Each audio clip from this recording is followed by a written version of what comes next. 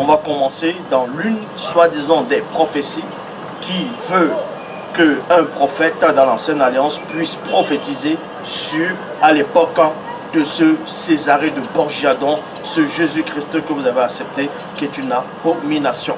Pour cela, on va dans Matthieu chapitre 2. Matthieu chapitre 2, à partir du verset 16 à 18, pour mieux comprendre ce dont je vais parler. Donc, dans Matthieu chapitre 2, verset 16 à 18, il est dit ceci. Alors Hérode voyait qu'il avait été joué par les mages, donc ici, Hérode, on vous dit, bon, déjà j'avais démontré que ce Jésus-là n'avait pas, c'était le faux.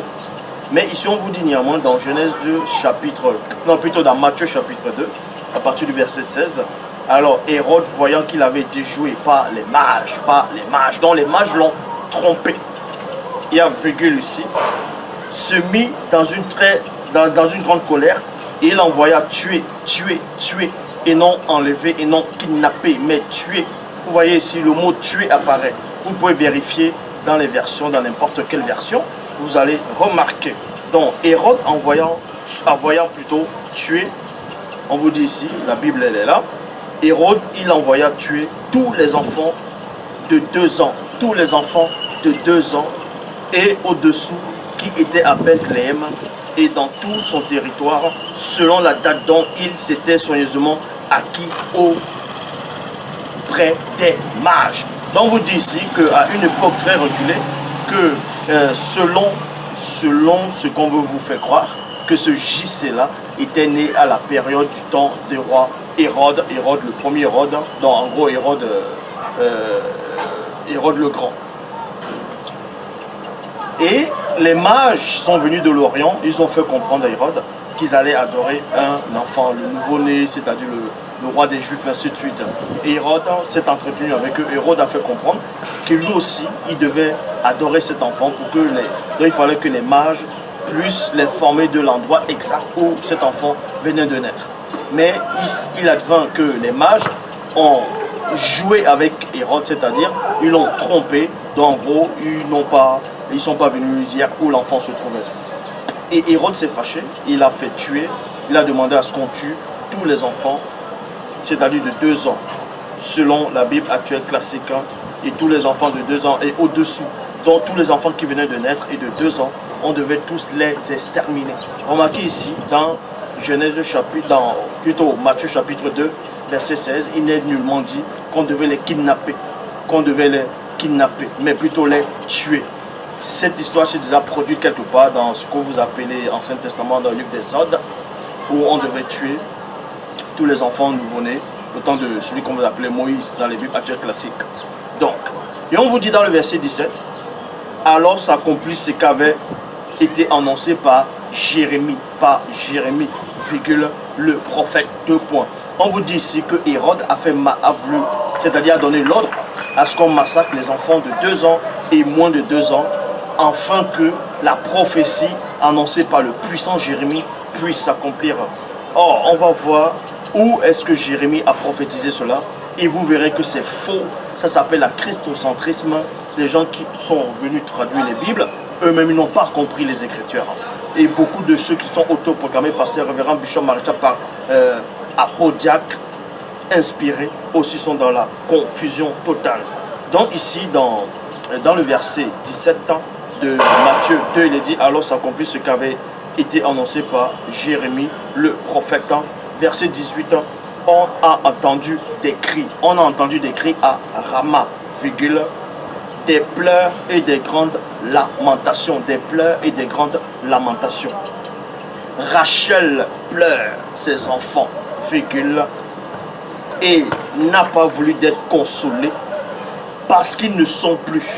Donc on vous dit ici, on veut vous faire croire que quand Hérode a demandé à ce qu'on massacre les enfants de 2 ans et en moins de 2 ans, Rachel, il y avait la prophétie dont il y avait quelqu'un surnommé Rachel, elle a commencé à pleurer, donc on entendait des cris à Rama, Rachel a pleuré, vous voyez, et certains maintenant qui ne sont pas sur les Écritures, des Mongols spirituels, vont dire non, Rachel c'était par rapport à l'une des femmes de Jacob, de Tindi.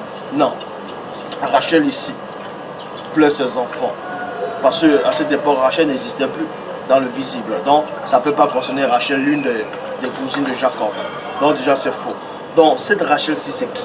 Est-ce qu'il y avait une Rachel à la période quand le Christ est né? Maintenant, on va vous démontrer que cette prophétie, elle est fausse. Et que cette prophétie ne dit nullement que c'était à la période de Christ, c'était à la période où Hérode avait demandé à ce qu'on tue des enfants de 2 ans et de moins de 2 ans. Pour cela, on voit ça dans Jérémie chapitre 31 au verset 15. On va dans Jérémie 31, 15. Jérémie 31, 15 qui dit, voilà, Jérémie 31, 15, où Jérémie prophétise. Et vous allez voir que ça ne correspond pas dans le livre de Matthieu. Et ça, c'est la christocentrisme. Remarquez que dans le livre de Matthieu, on a fait tuer les enfants de 2 ans et moins de 2 ans. Or, dans Jérémie, on ne parle nullement de faire tuer des enfants. Jérémie chapitre 31, verset 15, il est dit, ainsi parle l'Éternel, 2 points. On attend des cris à Rama, virgule, des lamentations, virgule, des larmes amères. Rachel pleure ses enfants, point, virgule. Rachel pleure ses enfants. Elle pleure ses enfants pourquoi? Est-ce que parce qu'on a tué ses enfants?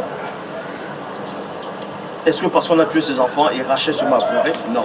Ici, là, par rapport à ce que le prophète écrit ici, elle pleure ses enfants parce qu'on avait kidnappé ses enfants, parce qu'on avait arraché ses enfants. Ses enfants n'étaient pas morts ici.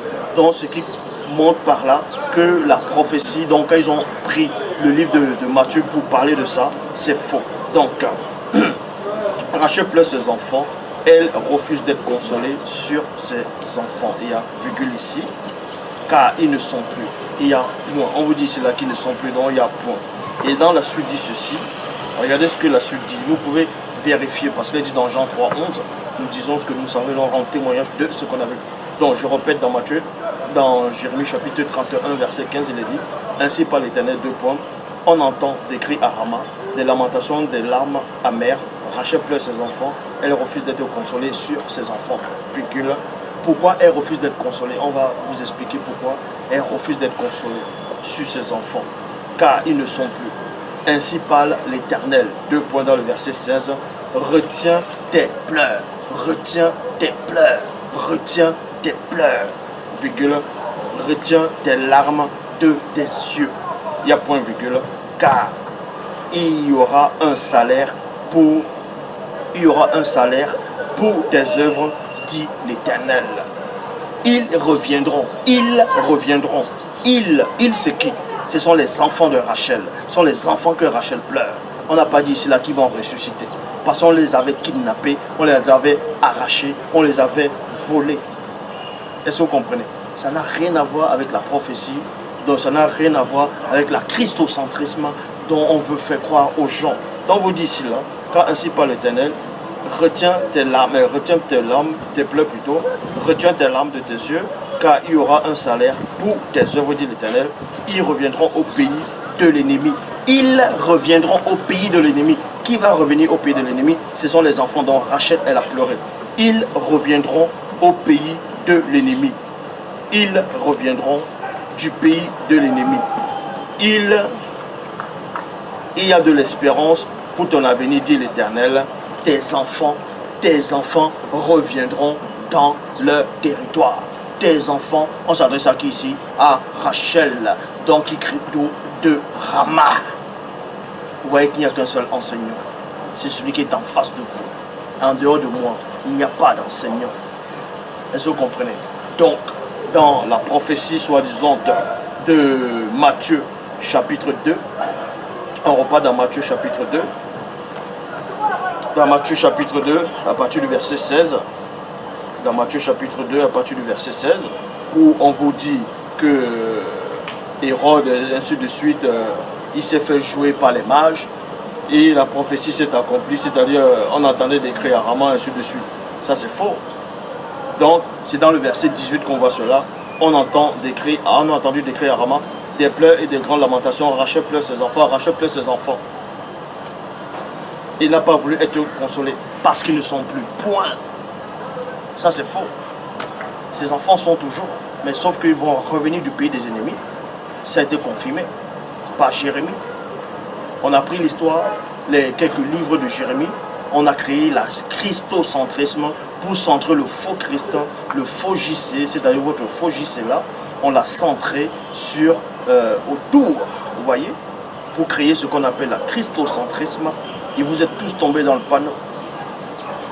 Heureusement pour vous, quand je dis heureusement, par la grâce de la manifestation de l'aventure de l'Oba, le même Jérémie a prophétisé en voyant, en disant, c'est bien enfin que vous êtes mis à l'œuvre la plus mensongère du scribe.